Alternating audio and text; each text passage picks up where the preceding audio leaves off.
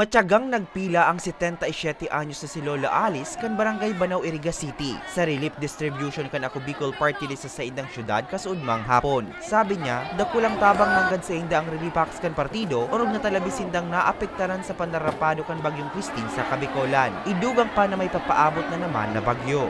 Papasalamat po ako kading Ako Bicol tadakilang tabang kanamo na mga taga-Iriga orog sa siyudad.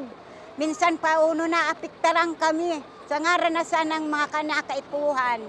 Labi man ay pinagpapasalamat kan 59 anyos sa sinanay Virginia Barameda kan Barangay Santiago at narisibi niyang ayuda. Dakulang kagianan da ini urog patasya ang sulamenteng naghahanap buhay sa indang pamilya huli tapirang taon naman na baldado ang sa iyang esposo.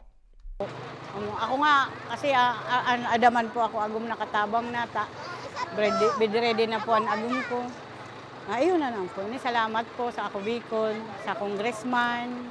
Magpapasalamat po ako.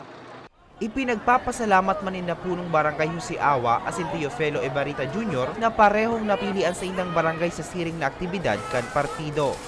Ako po natawan man sa mga benepisyo kining Ako Bicol. Ako saron papasalamat ako ta kung mayong nagtatabang na arog kining Ako Bicol Party List na pamumuno ni Congressman Elizalde ko. Sagkod ang sa iyang katabang na si Congressman Hil Bongalon. Una po sa gabos, ako po nagpapasalamat kan Ako Bicol si Congressman Elizalde ko at saka ki Congressman Speaker Congressman Martin Romualdez sa kuyang barangay Santo Domingo kan Iriga na napili na maging host ka na ginigibong relief operation in digdi sa Buhiro Unit. Pigkundo sila ang relief operation sa Barangay Santo Domingo. Benepisyaryo kan aktibidad ang total na 1,500 na residente hali sa Barangay Santa Elena, San Juan, Santiago, Banao, Danunsasyon, asin La Purisima. 1,500 po ini sir na total beneficiary po na makakakuha kan food packs kan Ako Bicol asin sa paagi po kay Speaker Martin Romualdez.